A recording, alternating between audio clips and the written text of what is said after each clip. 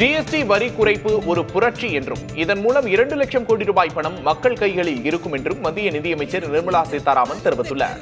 மதுரையில் நடைபெற்ற தமிழ்நாடு உணவுப் பொருள் வியாபாரிகள் சங்க ஆண்டு விழாவில் கலந்து கொண்ட அவர் எதிர்வரும் 20 ஆண்டுகளில் தொழில்துறையில் மாற்றங்கள் வரும் என்று தெரிவித்தார். மேலும் விரைவில் வரவுள்ள டிஜிட்டல் மையத்துக்கு வணிகர்கள் தயாராக இருக்க வேண்டும் என்றும் கேட்டுக் கொண்டார்.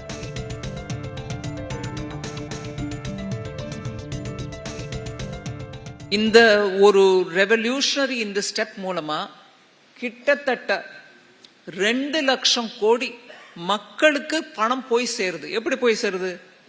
நீங்க அதிகமா வரி கட்டாம பணத்தை உங்க கையில வச்சிட்டு இருக்கும்போது அந்த பணம் உங்களுக்கு போய் சேர்ந்ததான் கணக்கு.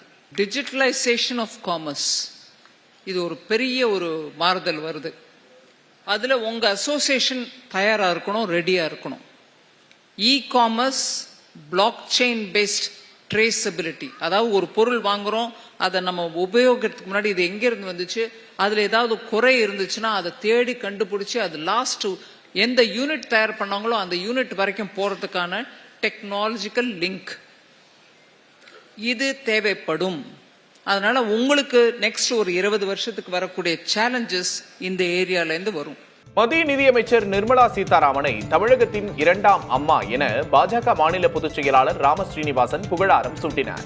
மதுரையில் நடைபெற்ற தமிழ்நாடு உணவுப் பொருள் வியாபாரிகள் சங்கத்தின் 80வது ஆண்டு விழாவில் மத்திய நிதியமைச்சர் நிர்மலா சீதாராமன் சிறப்பு விருந்தினராக கலந்து கொண்டார்.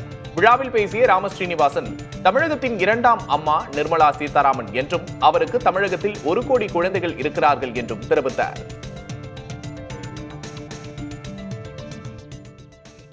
நான் அரசியல் களத்தில் இருப்பதனால கூடுதலாக ஒரு வார்த்தை சொல்றேன். தமிழகத்தின் 2ஆம் அம்மா. உங்களுக்கு 1-2 குழந்தைகள் இருக்கலாமா, ஆனால் தமிழகத்தில் உங்களுக்கு 1 கோடி குழந்தைகளுக்கு மேல் இருக்கிறார்கள்.